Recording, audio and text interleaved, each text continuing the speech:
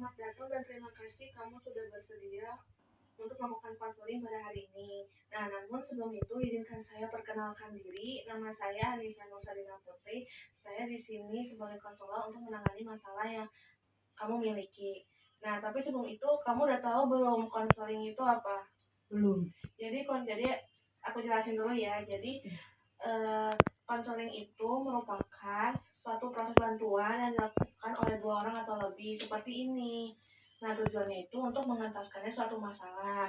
Dan nanti dalam selama proses konseling ini ada kalanya saya bertanya kepada kamu, kan sebaiknya kamu bertanya kepada saya. Iya. Dan nanti apapun yang kamu ceritakan nanti, saya akan rahasiakan, tidak akan saya sebar kepada siapapun.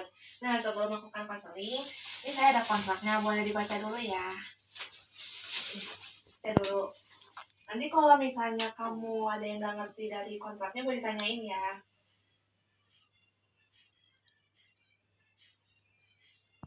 Oke. Nah, apakah kamu udah siap untuk melakukan konseling? Siap. Nah, boleh kamu ceritakan nggak masalah yang kamu hari ini alami itu apa? Tentang pertemanan. Nah, apa masalah pertemanan kamu?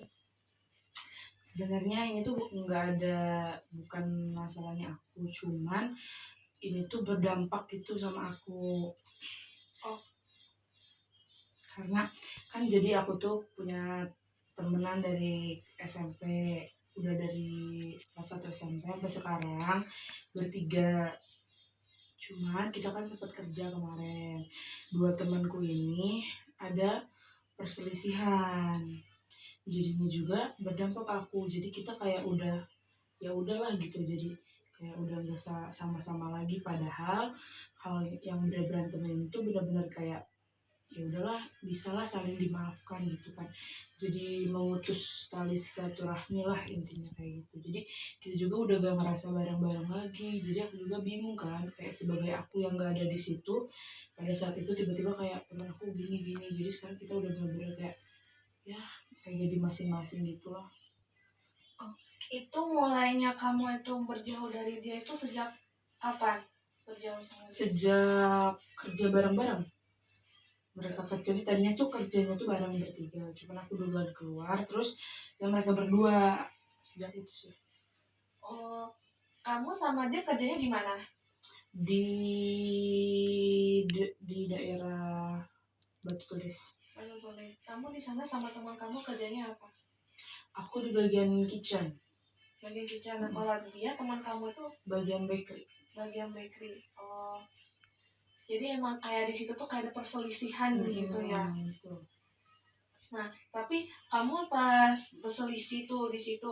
Nah, kamu sempat gak menanyakan kenapa kamu sempat gak bertanya kok bisa sih berselisih gitu?